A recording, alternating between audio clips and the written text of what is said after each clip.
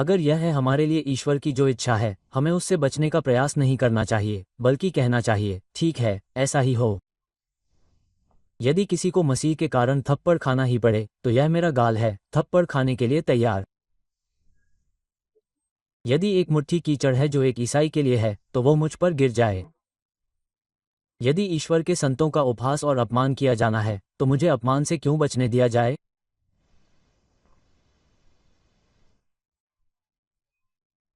एक क्रूसेडर राजा था। जब वे यरूशलेम में उसे ताज पहनाना चाहते थे, तो उसने अपने माथे पर पहनाए गए सोने के मुकुट को ठुकरा दिया, क्योंकि उसने कहा, जब मेरे स्वामी और स्वामी ने कांटों का ताज पहनाया है, तो मैं सोने का ताज क्यों पहनूं?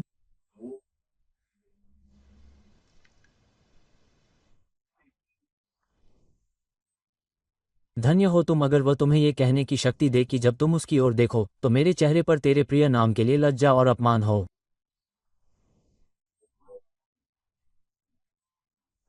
यदि तुम मुझे याद करते हो तो अपमान का स्वागत है और लज्जा का स्वागत है।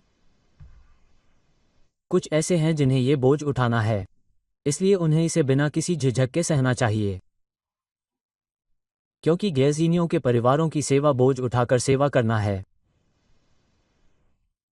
मेरा मानना है कि परमेश्वर के कुछ लोगों को इस दुष्ट दुनिया के बोझ उठाने पड़ते हैं। ईश्वरीय विधान के अनुसार उनका भाग्य अधर्मियों के बीच में रखा गया है। अपने घर में भी वे बिना ईशनिंदा सुने भोजन नहीं कर सकते। और यदि वे अपने घर के आंगन या गली में जाते हैं, खासकर शाम को, तो वे पाप के दृश्य और ध्वनियों से परेशान हुए बिना नहीं रह सकते। हम में से कुछ ऐसे हैं जो बहुत खुश और प्रसन्न हो सकते हैं, क्योंकि हम में स्वाभाविक रूप से आत्मा की बड़ी लोच है। फिर भी हम इस वर्तमान युग के चर्च के धर्मत्याग और रास्ते से दिन ब दिन झुकते जा रहे हैं, जिसमें मसीह को छोड़कर हर बात का पालन किया जाता है। आजकल हर तरह के झूठे सिद्धांत लोकप्रिय हैं, लेकिन यीशु मसीह के सुसमाचार को पुराने जमाने का और पुराना और न जाने क्या क्या कहकर उपहास किया जाता है। कभी कभी हम जो रोटी खाते हैं वह कड़वी लगती है, और हम जिस हवा में सांस लेते हैं वह हमारे चारों ओर फैले पाप के कारण दूषित हो जाती है। प्रिय मित्रों, जब भी आप इस कारण उदास और बोझिल महसूस करें, जैसे कि आप उस व्यक्ति की तरह चले जाते हैं जो सूरज की रोशनी से वंचित रह जाता है, अपने आप से कहें, ऐसा ही होना चाहिए। ऐसा ही उन लोगों के साथ होना चाहिए जो उत्साही आत्मा हैं। उन्हें समय के अधर्म के कारण दुख से भस्म होना चाहिए।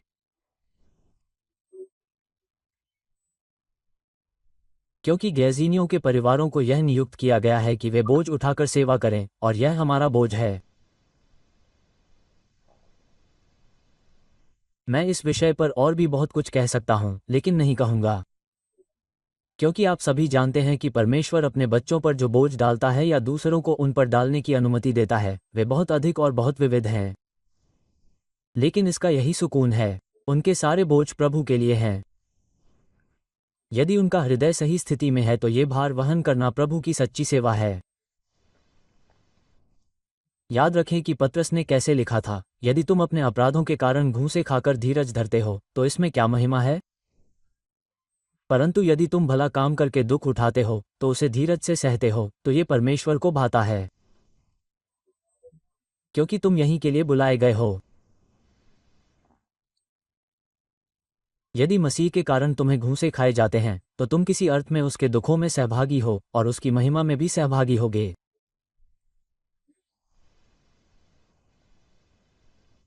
परमेश्वर का सच्चा बच्चा परमेश्वर के लिए पवित्र जीवन जीता है। वह केवल तब मसीही नहीं होता जब वह आराधना स्थल पर जाता है और प्रभु की स्तुति गाता है, बल्कि वह सुबह अपनी आंखें खोलने से लेकर रात को फिर से बंद करने तक परमेश्वर के लिए जीने का प्रयास करता है।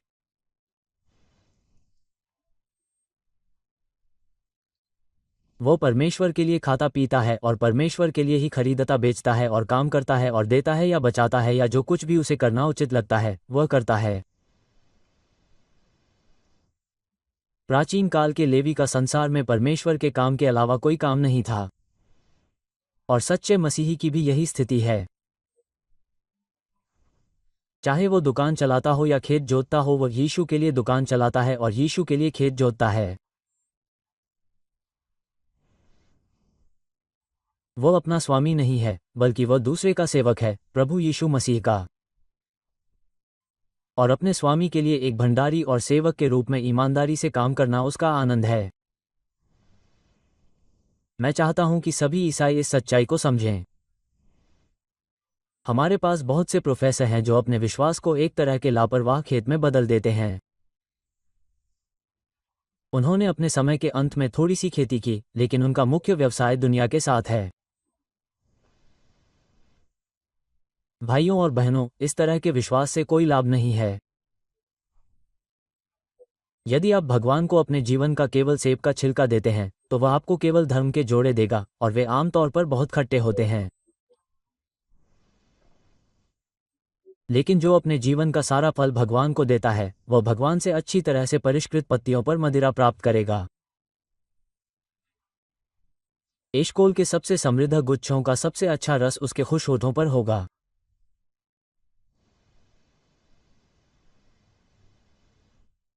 धन्य है वो व्यक्ति जिसका हृदय प्रभु के मार्ग पर है और जिसके हृदय में ईश्वर के मार्ग हैं। हम में से हर एक ऐसा व्यक्ति हो, क्योंकि वह एक प्रसन्न व्यक्ति है, एक बोझ उठाने वाला, लेकिन उसके सभी बोझ उसके प्रभु के लिए हैं। और इस शीर्षक के अंतर्गत आगे ध्यान दें कि प्रभु के लिए जो बोझ उठाया जाता है, वह उठाने वाले को शिक्षित करता है। मुझे लगता है कि सोने की दीवट उठाने वाले व्यक्ति को उस दीवट के बारे में किसी और से ज्यादा पता था। कम से कम उसे इसके विशिष्ट अर्थ का अध्ययन करने के लिए एक संकेत तो मिलना ही चाहिए था। जब वो उस अनमोल बोझ को उठा रहा था, तो उसकी इच्छा होनी चाहिए थी कि उसके भाई ये जाने कि वह क्या उठा रहा है और इसका आध्यात्मिक महत्व क्या है। और ईश्वर की सेवा में, मैं ये जानता हूं। हमारे सामने विशिष्ट उदाहरणों में चाहे जो भी मामला रहा हो, यह एक तथ्य है कि जब भी ईश्वर अपने किसी बच्चे के कंधों पर बोझ डालता है, तो यह एक शैक्षिकी प्रक्रिया होती है।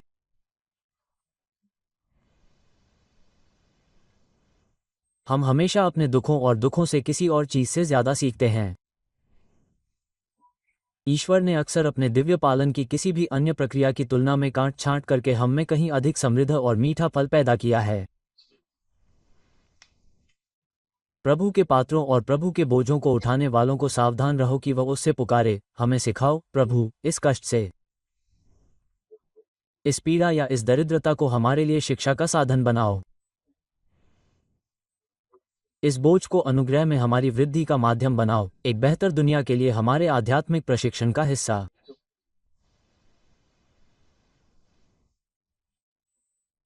इस बिंदु पर और भी बहुत कुछ कहा जा सकता है, लेकिन मुझे दूसरे बिंदु पर जाना होगा, जो ये है कि प्रभु ने इन बोझ उठाने वालों के लिए नियुक्तियां की हैं। पहले उसने उनके बारे में सोचा, हालांकि वे केवल बोझ उठाने वाले थे। उनके बारे में यहाँ एक पूरा अध्याय है, और इन गेर्जिनाइट्स, कथाइट्स और मेओरीट्स के बारे में अन्य अध्याय हैं। प्रभु ने मूसा को उनके बारे में ये सब लिखने का निर्देश दिया। संभवतः आप सोच रहे होंगे कि प्रभु केवल प्रेरितों और अपने चर्च के महान नेताओं को ही याद रखते हैं, लेकिन ऐसा नहीं है।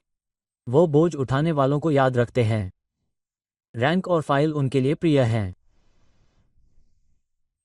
प्रभु उन्हें जानता है जो उसके हैं, चाहे वे किसी भी पद पर हों।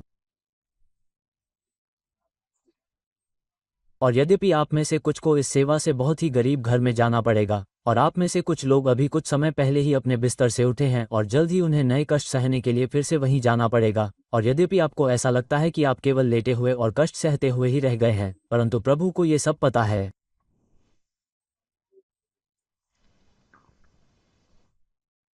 वह अब बोझ उठाने वालों के बारे में सोच रहा है जो उसके पुत्र, महान बोझ उठाने वाले के समान हैं। यदि वो अन्य सभी को भूल सकता है, तो वह आपको नहीं भूलेगा। आपको प्रतिदिन अपना क्रूस उठाना होगा जैसे आपके प्रभु ने अपना क्रूस उठाया था। और ईश्वर आपसे प्रसन्न है, क्योंकि आप उसके हृदय के बहुत निकट हैं। यह न सोचे कि यह अन्यथा हो सकता है, बल्कि इन शब्दों से अपने आप को सांत्वना दें, प्रभु ने उन्हें याद रखा। इससे भी बढ़कर, प्रभु ने इनमें से प्रत्येक बोझ उठाने वाले को नियुक्त किया था।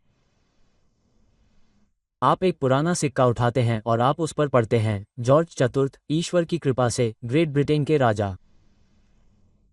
खैर, मुझे वास्तव में नहीं लगता कि ईश्वर की कृपा का उस नियुक्ति से कोई लेना देना था। लेकिन अगर आप में से कोई ईसाई क्रॉसिंग साफ करता है तो आप कह सकते हैं, थॉमस जोन्स, ईश्वर की कृपा से क्रॉसिंग साफ करने वाला। या अगर सबसे गरीब ईसाई महिला कपड़े धोने जाती है तो वह कह सकती है, सारा स्मिथ, ईश्वर की कृपा से एक महिला को धो। क्योंकि अगर आप अपनी सही स्थिति में हैं और वह बोझ उठा रहे हैं जो ईश्वर ने आपको सौंपा है, तो आप ईश्वरीय नियुक्ति के अनुसार अपने स्थान पर हैं। ये जानकर एक व्यक्ति को बहुत खुशी होती है कि उसका काम ईश्वरीय नियुक्ति के अनुसार है। यह अच्छी तरह से कहा गया है कि अगर स्वर्ग में दो स्वर्गदूत होते और ईश्वर ने उन्हें दो काम करने के लिए कहा होता और उसने उनमें से एक से कहा, तुम पृथ्वी पर जाकर एक राज्य पर शासन करो, और दूसरे से कहा, तुम नीचे जाकर एक क्रॉसिंग साफ करो, स्वर्गदूत भी अपने स्वामी की इच्छा पूरी करने में उतने ही प्रसन्न होंगे, क्योंकि उन्हें उसकी आज्ञाओं का पालन करना और उसके वचन की वाणी को सुनना अच्छा लगता है।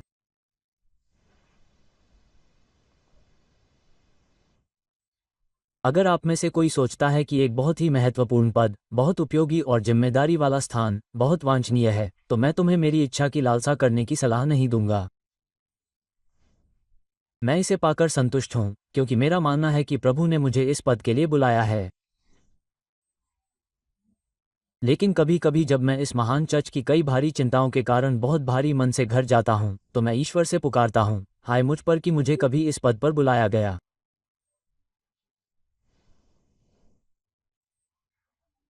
फिर भी इस बात से खुश होता हूं कि मैं प्रेरित पौलुस के साथ कह सकता हूं, हाय मुझ पर यदि मैं सुसमाचार का प्रचार न करूं। यदि हे मेरे भाई, तुम्हें 100 लोगों की एक छोटी सी मंडली से निपटना है, तो पूरी तरह से संतुष्ट रहना। उद्धरण चिन्ह। या यदि, हे मेरी बहन, तुम्हें 10 या 1 दर्जन लड़कियों को पढ़ाना है, तो उसी संख्या से संतुष्ट रहना और अपने उचित स्थान पर ईश्वर की महिमा करने के लिए यथासंभव सर्वोत्तम प्रयास करना। इस पर निर्भर रहो। यदि तुम अपना बोझ मेरे लिए बदल दो तो तुम उसे उठा नहीं पाओगे, और यदि तुम्हारा बोझ मेरे पास होता तो मैं ये कहने की हिम्मत करता हूं कि वह मेरी पीठ पर उतना नहीं चढ़ता जितना कि मेरा अपना। प्रभु ने न केवल उस व्यक्ति को नियुक्त किया जिसे बोझ उठाना था, बल्कि उसने प्रत्येक व्यक्ति के लिए बोझ भी नियुक्त किया।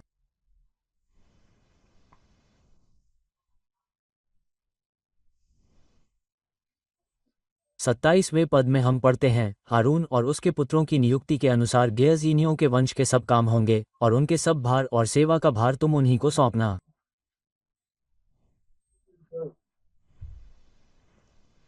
उन्हें स्वयं यह नहीं चुनना था कि वे क्या उठाएंगे। कोई कह सकता था, मैं सोने की दीवट उठाऊंगा। हालांकि हो सकता है कि कुछ पर्दे या पर्दे उठाना उसका काम हो, लेकिन उनका उस मामले से कोई लेना देना नहीं था। उन्हें बस वही करना था जो उन्हें बताया गया था। एक शब्द जिसे ईसाई चर्च को इन दिनों स्पष्ट रूप से बोलना चाहिए, क्योंकि वह इसे भूल जाने की बहुत संभावना रखती है, वह है अधीनता। हे भाइयों, एक दूसरे के अधीन रहो, और तुम सब मसीह के अधीन रहो। लेकिन हम अपना काम और अपना बोझ खुद चुनना पसंद नहीं करते। कोई कहता है, मैं अपना काम अपने तरीके से करना पसंद करता हूं। मैं किसी तरह के आदेश और नियमन में पढ़ने का इरादा नहीं रखता। मुझे नहीं पता कि मैं यहाँ किसी के बारे में व्यक्तिगत रूप से बात कर रहा हूँ। जहाँ तक मेरा सवाल है, मैं आपसे संतुष्ट हूँ। लेकिन मैं जानता हूँ कि कई जगहों पर श्रीमती अमुक ऐसा नहीं करेगी। वे कुछ और करने को तैयार रहती और भाई अमुक को दुख होता है क्योंकि उन्हें ऐसा करने के लिए नहीं कहा गया है। अब अगर भाई अमुक सबसे निचले पद पर बैठने के लिए उत्सुक है तो हमें उन्हें सहर्ष स्वीकार कर लेना चाहिए। लेकिन उनकी महान महत्वाकांक्षा अपने सभी भाइयों से ऊपर उठने की है और वे इस तरह के पद के लिए बिल्कुल भी योग्य नहीं हैं। आइए हम सब प्रभु से प्रार्थना करें कि वह उस दुष्ट आत्मा को बाहर निकाले और फिर हमें बताए कि वह हमसे क्या करवाना चाहते हैं। प्रभु, आप चाहते हैं कि मैं क्या करूं? मेरा कंधा झुक गया है, ईश्वर द्वारा नियत बोझ उठाने के लिए तैयार है। मुझे पहाड़ों की चोटी पर या समुद्र की तलहटी में भेज दो। बस वही कहो जो तुम्हारी इच्छा है। ये सब तुम्हारा काम है और मैं खुशी खुशी करूंगा। मेरी पुकार है, मैं यहाँ हूँ, मुझे भेज दो, इससे पहले कि मैं जानूं कि मुझे कहाँ जाना है या मुझे क्या करना है। यदि मैं तुम्हारी सेवा के योग्य हूं, तो प्रभु मुझे भेज। उद्धरण चिन्ह। काश हम सभी में ये भावना अधिक से अधिक होती। मनुष्य की ईश्वरीय नियुक्ति और उसके द्वारा उठाए जाने वाले बोझ की ईश्वरीय नियुक्ति के अलावा प्रत्येक मनुष्य की सेवा के समय की भी ईश्वरीय नियुक्ति थी। इन गेर्जिनाइटों की गिनती 30 वर्ष से लेकर 50 वर्ष तक की आयु के लोगों के लिए की जानी थी। मैं आप में से किसी से भी यह नहीं कहने जा रहा हूं कि प्रभु की सेवा शुरू करने से पहले 30 वर्ष की आयु तक प्रतीक्षा करें। नहीं, नहीं, नहीं। आप 30 वर्ष की आयु से पहले और 50 वर्ष की आयु के बाद भी बहुत सारे अच्छे काम कर सकते हैं। आशा करते हैं। लेकिन आपके लिए यह सबक है। आपको केवल एक निश्चित समय के लिए अपना बोझ उठाना है। जिस ईश्वर ने आपको इसे उठाने के लिए नियुक्त किया है, उसने ये भी निर्धारित किया है कि आपको इसे कब उठाना शुरू करना है और कब इसे उठाना बंद करना है। जब ईश्वर कहते हैं कि आपको केवल 10 परेशानियां झेलनी हैं, तो शैतान उनमें से 11 नहीं बना सकता और आप उन्हें घटाकर 9 नहीं कर सकते। आपके प्याले में जाने वाली कड़वाहट का हर कण एक योग्य वितरक की पूरी सावधानी से बाहर निकाला जाता है। और तुम्हारे प्याले में एक बूंद भी कड़वाहट नहीं होगी, जितना कि प्रभु ने दवा को वैसा ही बनाने के लिए आवश्यक समझा था। मैं इस सत्य से प्रसन्न हूं और आशा करता हूं कि तुम भी ऐसा ही करते हो। यह एक पुराने जमाने का सिद्धांत है और यह एक पुराने जमाने का श्लोक है। मेरे चारों ओर विपत्तियां और मृत्यु तब तक उड़ती रहती हैं जब तक वह आज्ञा न दे, मैं मर नहीं सकता। जब तक प्रेम का ईश्वर उचित न समझे, तब तक एक भी तीर नहीं लग सकता।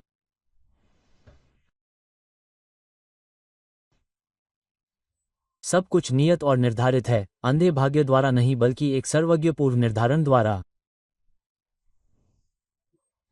ईश्वर के पहिए विश्वासियों को कुचल नहीं सकते, क्योंकि वे आंखों से भरे हुए हैं, इसलिए जैसे ही वे घूमते हैं, वे अनंत भलाई करते हैं और हमें कभी नुकसान नहीं पहुंचाते। मुझे आशा है कि यहाँ मौजूद सभी बोझ उठाने वाले इस धन्य तथ्य पर विश्वास करेंगे कि प्रभु ने अपने सभी बोझ उठाने वालों के लिए वह बोझ और वह समय निर्धारित किया है जिसे उन्हें उठाना है।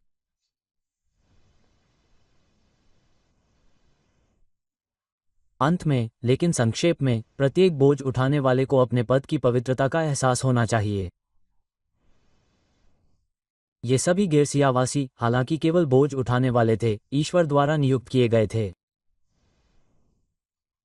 आजकल पादरी के अभिषेक को लेकर बहुत शोर शराबा होता है। मुझे किसी मनुष्य ने कभी अभिषेक नहीं दिया, क्योंकि मैं नहीं चाहता था कि वे मेरे सिर पर हाथ रखें। अगर उनमें से किसी के पास मुझे देने के लिए कोई आध्यात्मिक उपहार होता, तो मैं उसे स्वीकार करके खुश होता। लेकिन उनके पास मुझे देने के लिए कुछ नहीं था, इसलिए मैं उसे स्वीकार नहीं कर सका। मेरा मानना है कि हर सच्चे ईसाई को ईश्वर ने अपने विशेष कार्य के लिए नियुक्त किया है। और उस दिव्य अभिषेक की शक्ति में, उसे केवल मानवीय रूपों और समारोहों के बारे में चिंता नहीं करनी चाहिए, बल्कि अपने उचित काम पर ध्यान देना चाहिए और अपना बोझ खुद उठाना चाहिए। लेकिन उन सभी को यह महसूस करना चाहिए कि ईश्वर द्वारा इस अभिषेक ने उनकी सेवा को बहुत पवित्र बना दिया है। जो कोई भी बर्तन या सिसकारी या मांस की कांटा उठाता था, उसे यह महसूस करना चाहिए कि वह जो कुछ भी उठा रहा है वह पवित्र है और वह उसे ईश्वर के नाम पर उठा रहा है और इसलिए उसे इसे पवित्र तरीके से करना चाहिए। इसलिए इन बोझ ढोने वालों को पहली आज्ञा थी कि तुम स्वच्छ रहो। उन्हें अपने आप को और अपने कपड़े धोने थे। हे लोगों, यदि तुम दुष्ट बनना चाहते हो, तो जाकर शैतान की सेवा करो। यदि तुम बेईमानी या स्वार्थी या निर्दयी व्यवहार करना चाहते हो, तो शैतान के दास बन जाओ, क्योंकि तुम उसे बदनाम नहीं करोगे। लेकिन अपने गंदे हाथों से भगवान की सेवा करने का दिखावा मत करो। जब तुम सब गंदे हो तो नीले रंग की चीज को छूने से तुम्हें क्या लेना देना? जब तुम्हारे होंठ अधर्म से सने हैं, तो तुम्हें पवित्र स्थान के पवित्र पात्रों से पीने का क्या अधिकार है? भगवान के चर्च के बारे में ये सबसे भयानक बात है कि उसमें हमेशा अयोग्य लोग हों। मैंने यहूदा के स्कैरियट के लिए भगवान को कई बार धन्यवाद दिया है। मुझे खुशी है कि वह प्रेरितों के बीच आ गया, क्योंकि अगर हमने यह न देखा होता कि पादरी के रूप में मसीह और उसके 12 प्रेरितों के साथ भी ऐसा ही हुआ है, तो हमें अपना सारा चर्च जीवन त्याग देना चाहिए था। उनमें से एक शैतान था। ऐसा हमेशा रहेगा। लेकिन हे, मैं तुमसे विनती करता हूं जो मसीह के लिए बोझ उठाने वाले हो, तुम शुद्ध हो जाओ। प्रतिदिन पाप और अशुद्धता के लिए खोले गए फव्वारे पर जाओ और वहां स्नान करो। और महान गुरु अपने शिष्यों के लिए किए गए कटोरे और उरीर को लेकर तुम्हारे पैर धोए ताकि तुम हर तरह से शुद्ध हो जाओ। उन्हें न केवल स्वच्छ रहना था बल्कि उन्हें अपनी सेवा में बहुत श्रद्धा भी रखनी थी। ये किसी भी तरह की खुशी खुशी की सेवा नहीं थी।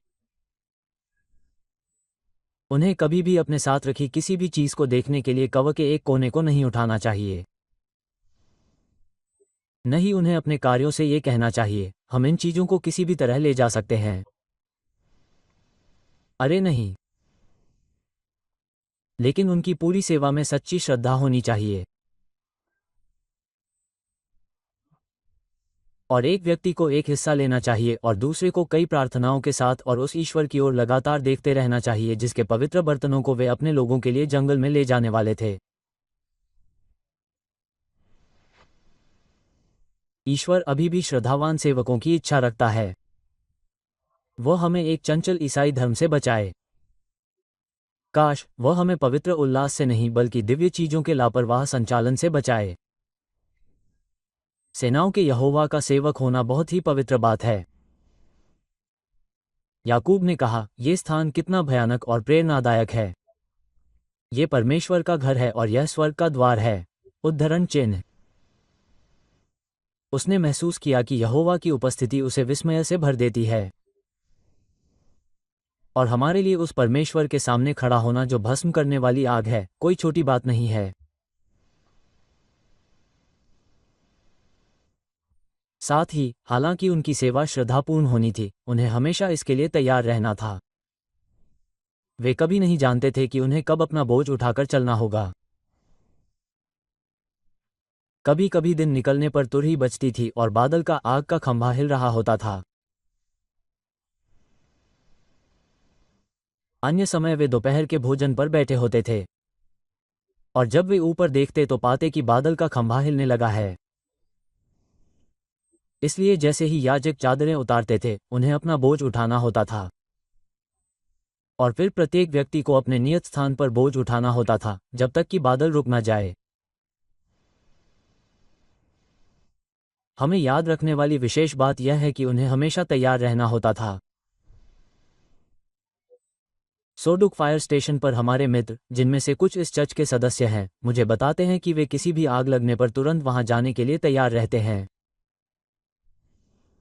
मैंने उनसे पूछा है, आप कब ड्यूटी से मुक्त होते हैं? और उन्होंने उत्तर दिया है, कभी नहीं। अगर हम तंबू में आते हैं या कहीं और जाते हैं, तो हमें हमेशा उस संकेत के लिए सतर्क रहना चाहिए जो हमें बताएगा कि आग लगी है। उद्धरण चिन्ह। चाहे हम रात के अंधेरे में या सुबह के उजाले में कुछ भी कर रहे हों, अपनी रोटी खा रहे हों या फिर हम सो रहे हों, हमें आग लगने की सूचना मिलते ही तुरंत उठ जाना चाहिए।